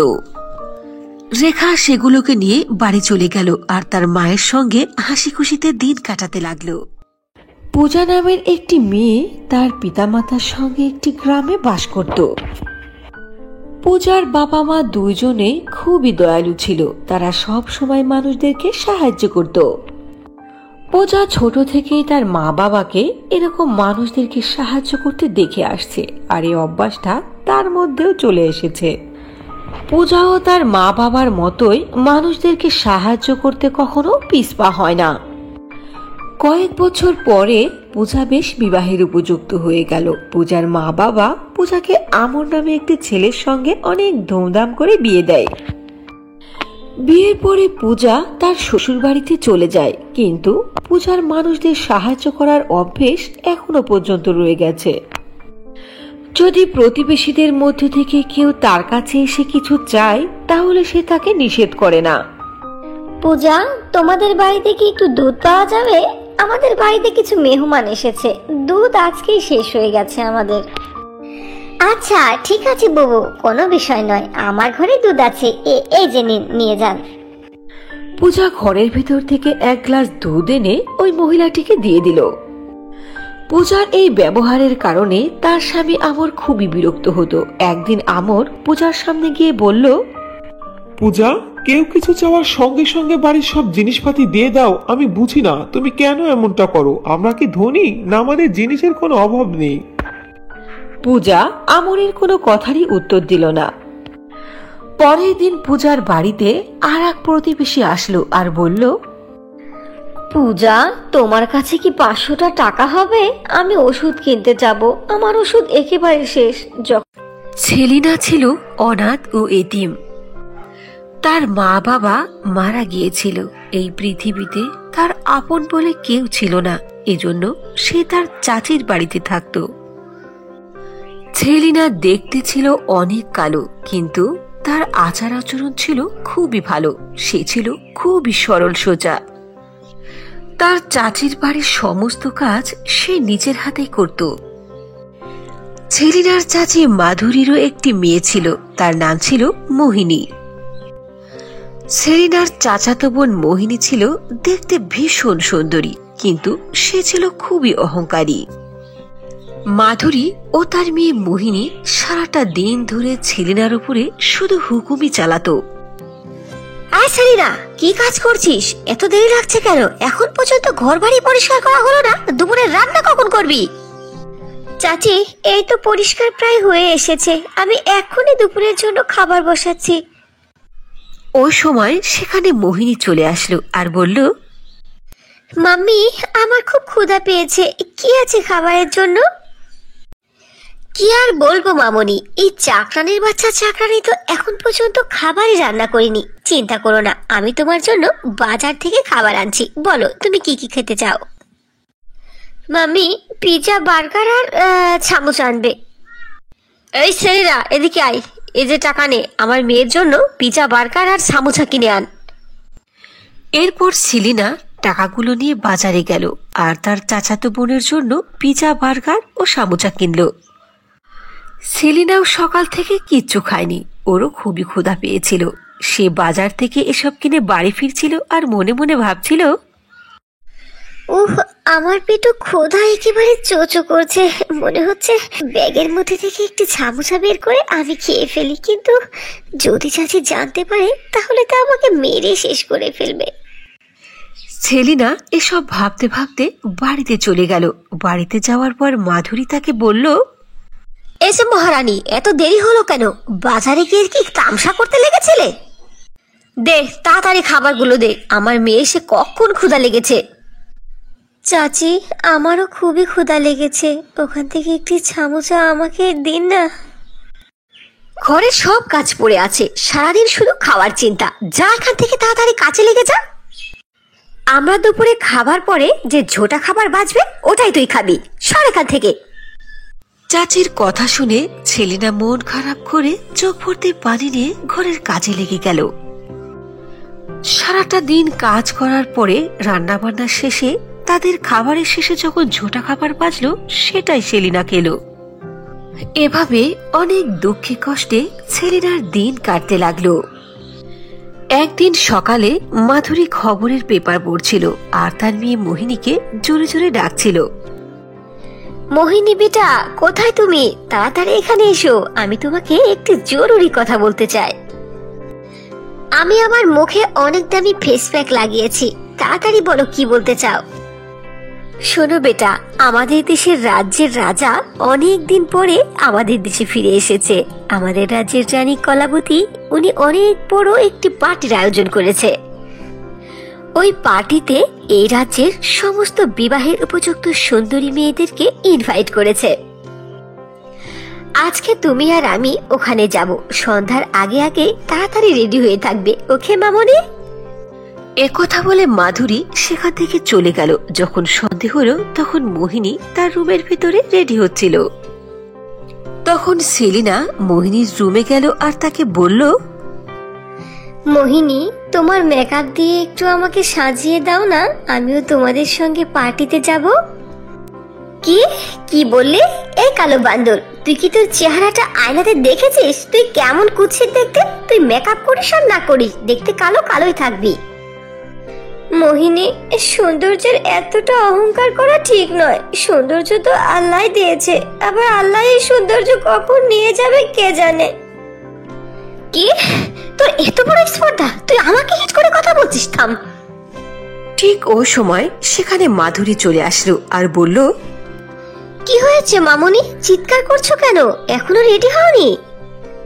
মা দেখো, এই কুৎসিত কালো বান্দরী আমার সঙ্গে মুখে মুখে কথা বলছে আর আমাদের সঙ্গে পার্টিতে যেতে চাইছে।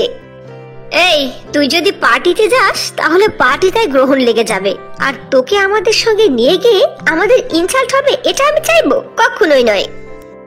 নিজের চেহারাটা আগে আয়না দিয়ে দেখ, তারপরে ঘরের কাজে লেগে যা। যা এখান থেকে। তোর মতো কালির কয়লাকে সাথে নিয়ে গেলে সেখানকার গেট থেকে তোকে বের করে দেবে। যত সব। এরপর মাধুরী ও মোহিনী দুইজন রেডি হয়ে পার্টিতে চলে গেল। আর সেলিনা ঘরের মধ্যে আয়নার সামনে দাঁড়িয়ে সে নিজে নিজেই খুবই কান্না করতে লাগলো। হে খোদা, তুমি আমাকে কেন কালো করে দুনিয়াতে পাঠিয়েছো? আর যদি ফর্সা হতাম তাহলে চাচির সঙ্গে আমিও পার্টিতে যেতে পারতাম। সেলিনা একাই ঘরের মধ্যে কান্না করছিল। হঠাৎ সে শুনতে পেল তাকে কে যেন ডাকছে। সেলিনা চোখ মুছে ঘরের বাইরে আসলো। সে দেখলো একজন বৃদ্ধা মহিলা। বেটি, আমার খুব ক্ষুধা পেয়েছে, 2 দিন হলো কিছু খাইনি, আমাকে একটু খাবার দেবে? একথা শুনে সেলিনা তার জন্য যে ছোটা খাবার সে রেখে দিয়েছিল সেটাই নিয়ে এসে বুড়ি আম্মাকে দিল। এই নিন বুড়িমা, এর চেয়ে ভালো খাবার আমার কাছে নেই, এটাই আছে, নিন, এটাই খেয়ে আপনি আপনার ক্ষুধা নিবারণ করুন। কিন্তু সেলিনা দেখলো মুহূর্তের মধ্যে ওই বৃদ্ধ মহিলা খুবই সুন্দর একটি পরিটো প্রকট হয়ে গেল। এতে সেলিনা খুবই আশ্চর্য হলো। বুড়িমা কোথায়? আপনি কে? সেলিনা, তুমি ভয় পেও না, আমি হলাম সেই বুড়িমা। আমার আসলে ক্ষুধা পায়নি, আমি এখান দিয়ে যাচ্ছিলাম, আমি তোমার কান্না শুনে ফেলেছি। আমি প্রতিদিনই পৃথিবীতে আসি আর অসহায় মানুষদেরকে এভাবে সাহায্য করে থাকি। আমি তোমাকে পরীক্ষা করলাম, তোমার মনটা অনেক পবিত্র, একেবারে কাচের মতো সচ্ছল। সেলিনা, তুমি ফর্সা হতে চাও? চলো আমার সঙ্গে চলো। একথা বলে পরি তার জাদুর লাঠি ঘোরালো আর সেলিনাকে সঙ্গে করে উড়ে উড়ে তাদের জাদুর সাবান ঘরে নিয়ে গেল।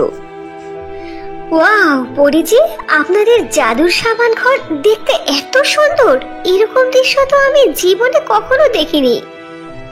এরপর পরি তার জাদুর সোনা ও রূপান সাবান ঘরের মধ্যে থেকে একটি একটি করে সাবান সেলিনাকে দিল আর বলল, সেলিনা, তুমি এই সাবান দুটো নিয়ে যাও, এরপর বাড়িতে গিয়ে যখন তুমি সাবান ব্যবহার করবে তখন তুমি তোমার পরিবর্তন নিজেই বুঝতে পারবে।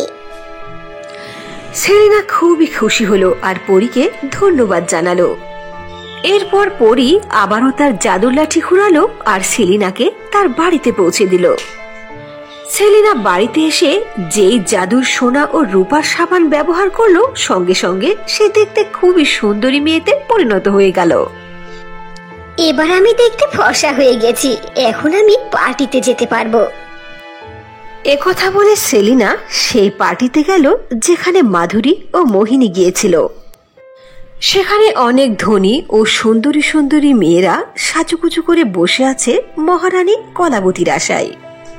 কিছুক্ষণ পরে মহারানী কলাবতী তার ছেলে আরিফ বিল্লাহকে নিয়ে স্টেজে আসলো। হাই গাইস, কেমন আছো তোমরা? সবাই আশ্চর্য হয়ে গেছো তাই না, যে আমি আজকে তোমাদেরকে কেন নিমন্ত্রণ করেছে? আচ্ছা, আমি এক্ষুনি তোমাদেরকে বলে দেব। তোমাদের মধ্যে থেকে যাকে আমার ছেলে পছন্দ করবে সেই হবে আমাদের বাড়ির রাজরানী, মানে আমার ছেলের বউ। আমি আমার কাঙ্ক্ষিত মেয়েকে পেয়ে গেছি, মেয়ে আমার পছন্দ হয়ে গেছে। ওই যে দেখো কোনায় বসা না, খুবই সুন্দরী দেখতে মেয়েটি, স্বাভাবিক একটা সালোয়ার কামিজ পরে আছে, ওই মেয়েকেই বানাবো আমার বাড়ির বউ। সেখানে উপস্থিত সকলেই তাকাতে লাগলো সেলিনার দিকে। মহারানী কলাবতী ঘোষণা করলেন আগামী 1 সপ্তাহের মধ্যেই সেলিনার সঙ্গে তার ছেলের বিয়ে হবে। এরপর আস্তে আস্তে সব গেস্ট চলে গেল। সেলিনা মাধুরী ও মোহিনীর কাছে এসে বলল, চাচি, মোহিনী, তোমরা আমাকে চিনতে পারছো না? আমি তো সেলিনা। কিন্তু তুই এত ফর্সা হলি কি করে? তুই তো একেবারে কালির কয়লা পেতনি ছিলি। এরপর সেলিনা পরি ও জাদুর সোনা রূপার সাবান সম্পর্কে সব কথা খুলে বলল তার চাচি ও মোহিনীর কাছে। সব কথা শুনে মাধুরী ও মোহিনী হিংসায় ঝুলতে লাগলো আর মোহিনী মনে মনে ভাবতে লাগলো, আমি আগে বাড়িতে যেয়ে নেই, ও যদি জাদুর সোনা রূপার সাবান মেখে এত ফর্সা হয় তাহলে আমি তো এমনিতে সুন্দর, আমি যদি ওই সাবান ব্যবহার করি তাহলে পৃথিবীর মধ্যে সবচেয়ে সুন্দরী আমি হয়ে যাব।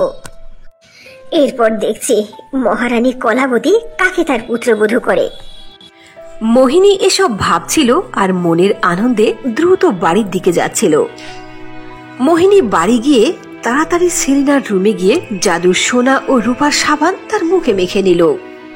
সাবান ব্যবহার করার সঙ্গে সঙ্গে মোহিনী দেখতে একেবারে কুৎসিত কালো ও বৎসরত হয়ে গেল। মাধুরী তার মেয়ের এমন ভয়ঙ্কর চেহারা দেখে খুবই বিষণ্ণতায় ভুগতে লাগলো। এরপরে আর জীবনে কখনো কোনোদিন মোহিনী তার আগের রূপ ফিরে পায়নি। সে কালো হয়ে ঘরের মধ্যে আবদ্ধ হয়ে তার বাকি জীবন কাটাতে লাগলো। ওদিকে মহারানী কলাবতী তার ছেলের বিবাহ সেলিনার সঙ্গে অনেক ধুমধাম করে করিয়ে দিল। বিয়ের পরপরই সেলিনা তার শাশুড়ি মহারানী কলাবতী ও স্বামীর সঙ্গে বিদেশ চলে গেল ও সুখে শান্তিতে জীবন কাটাতে লাগলো। নাগরাজ্যে নেত্রা নামে খুবই সুন্দরী একটি নাগিন বাস করত। নেত্রা নাগিন দেখতে ছিল খুবই সুন্দরী, তার নাক মুখ চোখ ছিল খুবই আকর্ষণীয়। কিন্তু নেত্রা নাগিন ছিল খুবই মোটা, এই কারণে অন্যান্য নাগ নাগিনরা নেত্রা নাগিনকে অনেক মজা করত।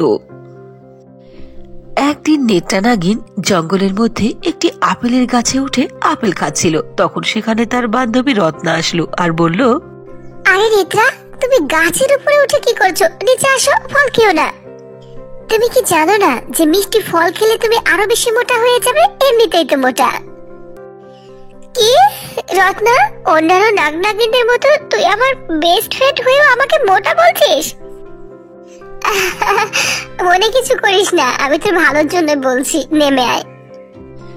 একথা শুনে নেত্রা গাছ থেকে একটি আপেল হাতে নিয়ে নিচে নামলো। তখন সেখানে কিশোর নামে একজন নাগ আসলো আর বলল, কি ব্যাপার নেত্রা নাগিন, তুমি কি আজকে পুরো আপেলের গাছটাই খেয়ে ফেলেছো নাকি? আরে কিশোর না, তুমি এটা কেমন কথা বলছো? আমি গাছ খাবো কেন?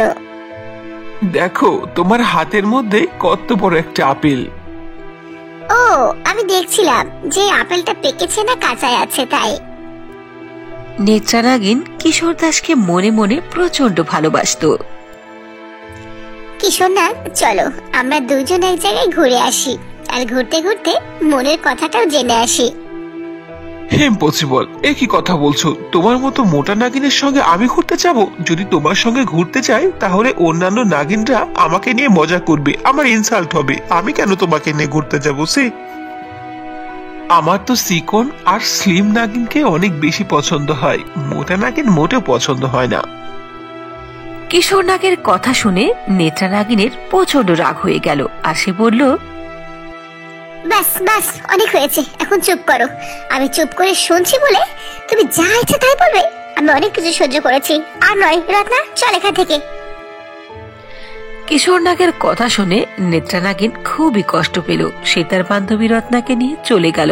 কিছুদিন পরে, রত্না, আমি মোটা হয়েছি বলে কি আমার মধ্যে প্রেম, ভালোবাসা, মন বলে কিছু নেই? আমাকে কেউ বুঝতে চায় না, সবাই আমাকে নিয়ে হাসি ঠাট্টা করে। আমি কি করব বল? রত্না, আমি এক পণ করেছি, আমি যে করেই হোক আমার শরীর স্বাস্থ্যকে কমাবো, স্লিম হব, এরপরে কিশোর নাগের দাঁত ভাঙা জবাব দেব।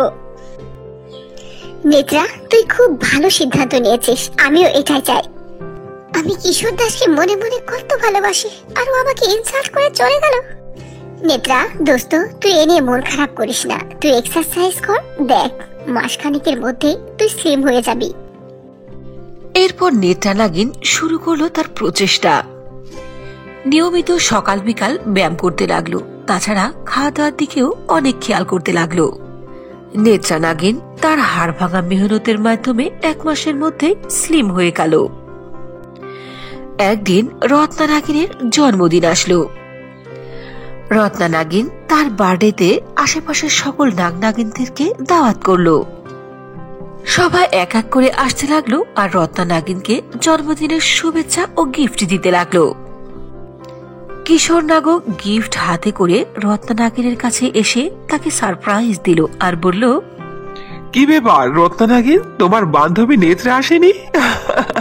ও আসেনি, ভালোই হয়েছে। আমরা সবাই মিলে যে খাবার খাবো ও একাই তার চেয়ে বেশি খাবার খেত। ঠিক সেই সময় নেত্রা নাগিন তার পাতলা কোমর ও স্লিম বডি নিয়ে উপস্থিত হলো রত্না নাগিনের বার্থডেতে। নেত্রা নাগিনকে দেখে কিশোর নাগিন একেবারে হা করে তাকিয়ে থাকলো। কি দেখছি আমি? নেত্রা নাগিন, তুমি? সর এখান থেকে, আমাকে সাইড দাও। একথা বলে নেত্রা নাগিন সোজা রত্নার কাছে গিয়ে তার হাতে গিফট বক্সটা দিয়ে সেখান থেকে চলে যেতে লাগলো। আমি কোন মুখে নেত্রা নাগিনের সঙ্গে কথা বলবো? দোষটা তো আমারই। ওর মোটা শরীর নিয়ে আমি ওকে অনেক কথা শুনিয়েছি। ও স্লিম হওয়ার পরে ওকে দেখতে এতটা সুন্দর লাগছে যে কোনো পাগল নাক ছাড়া তার প্রেমে না পড়ে পারবে না। এরপর রত্নার বার্থডে পার্টি শেষ হয়ে গেল। সব নাগ নাগিনরাই যে যার বাড়িতে যেতে লাগলো। কিশোর নাগ নেত্রা নাগিন যে রাস্তা দিয়ে গেল সেই দিক দিয়ে যেতে লাগলো। হঠাৎ করে নেত্রা নাগিন হোঁচট খেয়ে পড়ে গেল। পেছন থেকে কিশোর নাগ দৌড়ে গিয়ে নেত্রা নাগিনকে উঠালো। দাও, আমাকে তুমি স্পর্শ করবে না। যাও, এখান থেকে চলে যাও। আমি একাই নিজেকে রক্ষা করতে পারবো। নেত্রা, তুমি এভাবে বলো না প্লিজ। আমি না হয় সেদিন দুটো কথা বেশি বলেই ফেলেছিলাম। আমাকে ক্ষমা করে দেওয়া যায় না? আমাকে ক্ষমা করে দাও তুমি। তোমার চোখ, নাক, ঠোঁট আগে থেকে অনেক সুন্দরী, কিন্তু স্লিম হওয়ার পরে তোমাকে যে আরো কত অসম লাগছে। তোমাকে ভালোবাসার কথা না বললে আমি যে দোমাটকে মরে যাবো Netra. I love you, I love you, I love you so much. তুমি আমাকে অ্যাকসেপ্ট করো প্লিজ, আমাকে ক্ষমা করে দাও। ও, যখন আমি মোটা ছিলাম তখন আমাকে ভালো লাগেনি। এখন আমি স্লিম হয়েছি বলে আমার সঙ্গে এরকম মিষ্টি মিষ্টি কথা, তাই না? আমি বুঝি না। নেত্রা, আমি মেনে নিচ্ছি যে আমি তোমাকে কষ্ট দিয়েছি। আচ্ছা ঠিক আছে, তুমি আমাকে ভালোবাসো না। যতক্ষণ খুশি ততক্ষণ আমার উপরে অভিমান রাগ করে থাকো, কিন্তু তোমার পায়ে তো চোট লেগেছে, তুমি ভালোভাবে হাঁটতে পারছো না। চলো, তোমার গুহার ভিতরে আমি তোমাকে পৌঁছে দেই। একথা বলে কিশোর নাগ নেত্রা নাগিনকে কোলে নিয়ে তার গুহায় পৌঁছে দিল। নেত্রা নাগিনের চোখে মুখে রাগ হলেও মনে মনে খুবই খুশি ছিল, কারণ সে আগে থেকেই কিশোর নাগকে খুবই ভালোবাসত।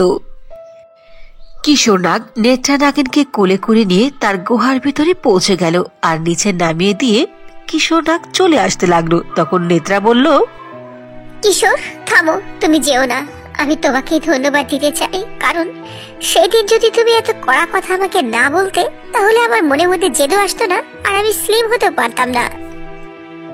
আমার এই সুন্দর ফিগার ও স্লিম বডি শুধুমাত্র তোমার ওই একটা কথার কারণেই। সেই দিন তোমার কথাগুলো আমাকে কষ্ট দিয়েছিল বলেই আমি আজ এই পর্যন্ত পৌঁছতে পেরেছি। আমিও যে তোমাকে বড্ড ভালোবাসি কিশোর। I love you. তুমি আমাকে ছেড়ে কখনো যেও না। No, never Netra. তোমাকে ছাড়া যে আমিও থাকতে পারবো না। আমি কখনোই তোমার থেকে পৃথক হব না। আমিও তোমাকে আগে থেকে অনেক পছন্দ করতাম, কিন্তু তোমাকে বলিনি কেন জানো? যে তোমার সঙ্গে ঘুরলে আর তোমাকে ভালোবাসলে অন্য নাগ নাগিনরা আমাকে নিয়ে মজা করবে। আগের থেকেও এখন আমি তোমাকে এমন ভালোবেসেছি যে তোমাকে ছাড়া এক মুহূর্ত বাঁচবো না। চলো, আমরা দুইজন বিয়ে করে ফেলি। এরপর কিশোর ও নেত্রা নাগিন একজন আরেকজনকে জড়িয়ে ধরল। তারপর তারা দুইজন গিয়ে বিয়ে করে ফেলল। বিয়ের পরে সুখে শান্তিতে জীবন কাটাতে লাগলো। কোন একটি জঙ্গলে এক ইচ্ছাধারী নাগিন বাস করত। তার নাম ছিল ইশাখা। ইশাখার 5 মেয়ে ছিল। তাদের নাম ছিল নয়না, সুনায়না, তারা, সেতারা ও গুনগুন। ইশাখা নাগিন ওই জঙ্গলের মধ্যে একটি গরিব মহিলা সেজে জীবন যাপন করত। আর সাধারণ মানুষের মতোই তার 5 মেয়েকে লালন পালন করানোর জন্য জমিনে চাষাবাদের কাজ করত। আর নাগিন রূপ তখনই ধারণ করত যখন বিশেষ প্রয়োজন হতো, অন্যথায় সাধারণ মহিলার রূপ ধারণ করে জীবন যাপন করত। একদিন ইশাখা নাগিনের 5 মেয়ে পুকুরে গোসল করছিল। হঠাৎ করে তারা তাদের শরীরের মধ্যে কিছুটা পরিবর্তন বুঝতে পারল। তারা 5 বোনই তাদের মায়ের কাছে এসে বলল, মা, মা, আমরা যখন ছোট ছিলাম না, তখন আমরা স্বপ্নে দেখতাম যে আমরা নাগিন হয়ে গেছি। আর মানুষের মুখেও নাগিনের গল্প শুনেছি যে নাগিনটা দেখতে কেমন হয়। আর আজ সত্যি সত্যি যখন গোসল করি পানির মধ্যে, তখন দেখি আমরা নিজেরাই নাগিন হয়ে গেছি। হ্যাঁ মা, নানা ঠিকই বলেছে। শুধু ওর সাথে নয়, আমাদের 5 জনের সাথে এমনটা হয়েছে। আমরা 5 জনই দেখলাম যে 5 জনের নাগিন হয়ে গেছে, কিন্তু আমরা তো সাধারণ মানুষ, কি করে আমরা নাগিন হয়ে গেলাম মা? মনে হয় তোমাদের সত্য বলার সময় চলে এসেছে। নাগমণিকে রক্ষা করতে হবে। নাগমণিকে রক্ষা করে দিয়ে এ পর্যন্ত এই জঙ্গলের মধ্যে সাধারণ মেয়ে সেজে আছি, মানুষ সেজে আছি। নাগমণির শক্তির কারণে তোমাদের শক্তি দিনকে দিন দ্বিগুণ হয়ে চলেছে। মা, এটা কি বলছো? নাগমণির শক্তি আমাদের শক্তি দ্বিগুণ, এসব কি বলছো মা? মা, তুমি কি বলতে চাইছো স্পষ্ট করে বলো তো। বাছারা, তোমরা কোনো সাধারণ মানুষের সন্তান নও, তোমরা হলে এক ইচ্ছাধারী নাগিনীর সন্তান। নাগমণি রক্ষা করার জন্যই আজ আমি তোমাদেরকে নিয়ে এখানে আছি। আমার সৎ বোন আমিত্তিকা নাগিন নাগমণিকে জয় করার জন্য আমার পিছু লেগে আছে। আমি তোমাদের কাছ থেকে লুকিয়ে রেখেছিলাম, কিন্তু আর সময় এসেছে। নাগমণির কারণে তোমাদের শক্তি দিন দিন বেড়েই চলেছে। আমিত্তিকা নাগিন তোমাদের সংবাদ পাওয়ার সঙ্গে সঙ্গে এখানে চলে আসবে। তার আগে নাগমণিকে সঠিক স্থানে রাখতে হবে, নইলে সবকিছু তছনছ হয়ে যাবে। এসব ভেবে ইশাখা নাগিন নাগমণিকে একটি পুটলির মধ্যে বাঁধল আর তার 5 মেয়েকে নিয়ে সেই জঙ্গল ছেড়ে অন্য জায়গায় চলে গেল। 5 বোন নাগমণির শক্তি পাওয়ার সঙ্গে সঙ্গে এই সংবাদ আমিত্তিকা নাগিনের কাছে পৌঁছে গেল। আমিত্তিকা নাগিন প্রচন্ড খুশি হলো। ফ্রেন্ডসরা, তোমরা শোনো, যে ভয়ে আমার সৎ বোন এই নাগ রাজ্য ছেড়ে চলে গিয়েছে তার 5 মেয়েকে নিয়ে আর নাগমণিকে নিয়ে, সেই সংবাদ আমি পেয়ে গেছি যে নাগমণি ও তার 5 মেয়ে কোথায় আছে। ওই নাগমণি আমার মা আমাকে না দিয়ে ওই ইশাখা নাগিনকে দিয়েছিল। এজন্য আমি আমার নিজের মাকেই খুন করে ফেলেছি। কিন্তু আমিত্তিকা নাগিন, এখন যে তোমার সৎ বোন ইশাখা নাগিন ও তার 5 মেয়ে অনেক শক্তিশালী। যত শক্তিশালী হোক, আমার মাকে যখন খুন করতে পেরেছি তখন ওদের খুন করা তো 1-2 ব্যাপার। একথা বলে আমিত্তিকা নাগিন তার কিছু ফ্রেন্ডসদেরকে সাথে নিয়ে চলে গেল ইশাখা নাগিনের 5 মেয়ের কাছে। আমিত্তিকা নাগিন সেখানে গিয়ে দেখলো যে সেখানে শুধু ইশাখা নাগিনই রয়েছে, তার 5 মেয়ে নেই। ইশাখা নাগিন, তুই কি ভেবেছিস যে আমি তোদের সংবাদ জানবো না যে তোর 5 মেয়ে সহ তুই আর নাগমণি কোথায় আছিস? আমি জেনে গেছি। দেখ, আমি সময় মতো চলে এসেছি। তাড়াতাড়ি বল, নাগমণি আর তোর 5 মেয়ে কোথায়? তুই এখান পর্যন্ত চলে এসেছিস। নাগমণি রক্ষা করা আমার দায়িত্ব। তুই নাগমণি আর আমার 5 মেয়ের সংবাদ কখনো পাবি না, আমি তোকে বলবো না। ইশাখা নাগিন, তুই ভালো করে জানিস তুই আমার সৎ বোন। আমি তো আপন মাকে খুন করেছি, আর তোকে আর তোর মেয়েকে খুন করা তো আমার কিচ্ছু না। আমি ওই নাগমণি হাসিল করার জন্য পৃথিবীটা হ্যাস্ত করে ফেলতে পারি। এরপর ইশাখা নাগিন ও আমিত্তিকা নাগিনের মধ্যে প্রচন্ড যুদ্ধ শুরু হয়ে গেল। আমিত্তিকা নাগিনের এক ফ্রেন্ড পিছন থেকে ইশাখা নাগিনের মাথার উপরে আঘাত করলো। প্রচন্ড আঘাতে ইশাখা মৃত্যুর জন্য ছটফট করতে লাগলো। আমিত্তিকা নাগিন ও তার বান্ধবীরা সেখান থেকে চলে গেল। কিছুক্ষণ পরে সেখানে ইশাখা নাগিনের 5 মেয়ে চলে আসলো। মাকে এরকম অবস্থায় দেখে তারা খুবই কান্না করতে লাগলো। মা, তোমার এই অবস্থা কে করলো? তুমি আমাদেরকে ছেড়ে চলে যেও না মা। মা, তোমাকে ছাড়া আমরা কি করে বাঁচবো? বেটি, নাগমণিকে নিয়ে তোমরা অন্য এলাকাতে চলে যাও। আমার মৃত্যুর সময় চলে এসেছে। একথা বলে ইশাখা নাগিন মৃত্যুর কোলে ঢলে পড়ল। এরপর ইশাখা নাগিনের 5 মেয়ে নাগমণিকে নিয়ে চলে গেল অন্য এলাকাতে। তারা সাধারণ মানুষের রূপ ধরে এলাকার মধ্যে বাস করতে লাগলো। আমিত্তিকা নাগিন তার জাদু শক্তি দ্বারা সবকিছু দেখে ফেলল, আর সেও ওই এলাকাতে চলে গেল। আমিত্তিকা নাগিন সেখানে গিয়ে একের পর এক মানুষকে খুন করে খেতে লাগলো, আর মানুষের রূপ ধারণ করে এলাকার মানুষদেরকে বলতে লাগলো, গ্রামবাসী, তোমরা সবাই শোনো, তোমাদেরকে কে এমন অবস্থা করছে জানো? তোমাদের এলাকাতে 5 নাগিন বোন বাস করে। তারাই এভাবে মানুষের রূপ ধারণ করে তোমাদেরকে খুন করে খাচ্ছে। এটা কি বলছেন? তারা কারা? কোন নাগিন যারা মানুষের রূপ ধারণ করে থাকে? ওই যে 5 বোন তোমাদের বাড়ির পশ্চিম পাশে থাকে না, ওরাই হলো 5 নাগিন বোন। মানুষের রূপ ধারণ করে তোমাদেরকে ধোঁকা দিচ্ছে। এলাকার মানুষ কিছুতেই বিশ্বাস করলো না, কারণ 5 নাগিন বোনের আচার ব্যবহার ছিল খুবই মার্জিত। তোমাদের যদি বিশ্বাস না হয় তাহলে ওই ঘরে আগুন লাগিয়ে দেখো কি অবস্থা হয়। আমিন্তিকা নাগিনের কথা অনুযায়ী এলাকার মানুষ 5 বোনের ঘরে আগুন জ্বালিয়ে দিল। আগুনে পড়ে যাওয়ার হাত থেকে নিজেকে রক্ষা করার জন্য 5 নাগিন বোন মানুষের রূপ বদল করে আসল রূপ অর্থাৎ নাগিন রূপে প্রকট হলো আর নিজেদেরকে রক্ষা করলো। ও, তাহলে তোমরাই মানুষের মুখোশধারী নাগিন, তাই না? তোমরাই মানুষদেরকে এক এককে ধরে খুন করে খাচ্ছ। না না, বিশ্বাস করুন, আমরা 5 বোন মোটেও এমনটা নয়। আমাদের সৎ খালা আমিন্তিকা নাগিনের এসব কাজকর্ম, ওর হাত থেকে রক্ষা পাওয়ার জন্য আমরা মানুষ রূপে এখানে এসে আছি। আজ আমি তোদেরকে পেয়ে গেছি। এখন আমি তোদেরকে মেরে নাগমণিকে উদ্ধার করব, আর পুরো রাজ্যে আমি রাজ করব। সমস্ত শক্তির অধিকারী আজ থেকে আমি হব। আমি তো এই এলাকার মানুষদেরকে খুন করে কয়েকদিন ধরে খাচ্ছি। তোদের আসল পরিচয় পাওয়ার জন্য এখন পেয়ে গেছি। এলাকার মানুষ যখন জানতে পারলো যে আসল আসামি আমিন্তিকা নাগিন, তখন এলাকার মানুষ ইশাখা নাগিনের 5 মেয়ের সঙ্গে হয়ে তাকে খুন করে ফেললো। এভাবেই দুষ্ট আমিন্তিকা নাগিন চিরজীবনের জন্য শেষ হয়ে গেল। এরপর ইশাখা নাগিনের 5 মেয়ে নয়না, সুনায়না, তারা ও সিতারা আর গুনগুন সবাই মিলে মুক্ত হয়ে গেল।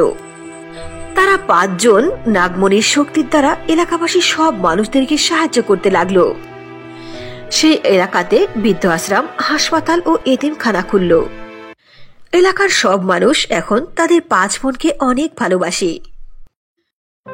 সুন্দরবন গ্রামের পাশে অনেক বড় একটি জঙ্গল ছিল। ওই জঙ্গলের গভীর মাঝখানে একজন নাগিন তার বাচ্চাকে প্রসব করেছিল। ওই গ্রামে আনন্দ নামে একজন ছেলে বাস করত। সে ছাগল চড়ানোর কাজ করত। আনন্দ প্রতিদিনই তার ছাগলের দল নিয়ে যেত জঙ্গলের মধ্যে। সারাটা দিন চড়িয়ে যখন ছাগলের পেট ভরত, তখন সে ছাগলগুলোকে নিয়ে বাড়ি ফিরে আসতো। একদিন আনন্দ তার ছাগলের দল নিয়ে জঙ্গলে ঘুরতে ঘুরতে অনেক গভীর জঙ্গলে পৌঁছে গেল। সেখানে গিয়ে সে দেখতে পেল একটি গাছের উপরে খুবই মূল্যবান জিনিস চিকচিক করছে। এটা দেখে আনন্দ বলল, মনে হয় এটা অনেক দামি জিনিস, অনেক মূল্যবান হতে পারে। এজন্যই নাগনাগিনরা এখানে দাঁড়িয়ে এটার পাহারা দিচ্ছে। যেভাবেই হোক এই মূল্যবান রত্নকে আমার অর্জন করতেই হবে। আনন্দ নাগ ও নাগিনকে সেখানে দাঁড়িয়ে দেখে সেখান থেকে চলে আসলো। আনন্দ জঙ্গল ছেড়ে বাড়ি ফিরে গেল ঠিকই, কিন্তু তার মন পড়ে থাকলো জঙ্গলের মধ্যে গাছের উপরে থাকা নাগমণির সাথে। যদি ওই গাছের উপরে থাকা চকচকে মূল্যবান জিনিসটা আমি অর্জন করতে পারি, তাহলে আমি অনেক ধনী হয়ে যাব।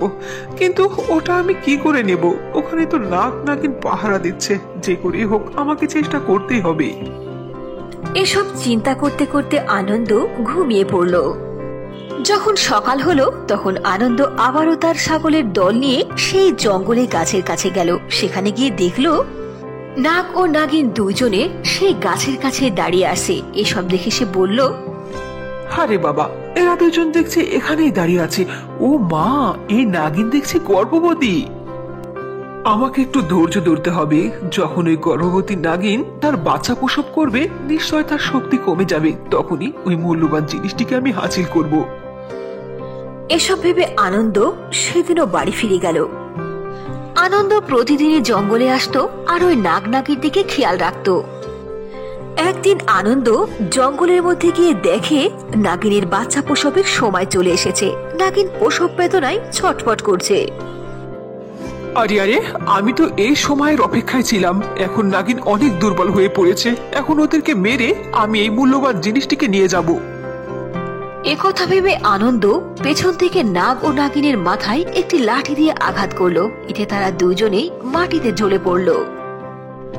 এরপর হাসতে হাসতে আনন্দ নাগমণিকে হাতে তুলে নিল আর বলল, আরে, শেষ পর্যন্ত তো আমার হাতে আসতেই হলো তোকে। চল, তোকে নিয়ে আমি বাড়ি যাব। এখন আমি অনেক ধনী হয়ে যাব। এরপর আনন্দ নাগমণিকে হাতে নিয়ে বাড়ি চলে আসলো। সে ভাবলো যে নাগ নাগিদের মুসিবত তার ঘাড় থেকে একেবারেই উঠে গেছে। কিন্তু না, কিছুক্ষণ পরে নাগিনের জ্ঞান ফিরে আসলো। নাগিন দেখলো সে তার পেটের বাচ্চাকে নষ্ট হয়ে গেছে, আর তার স্বামী নাগ মৃত্যুবরণ করেছে।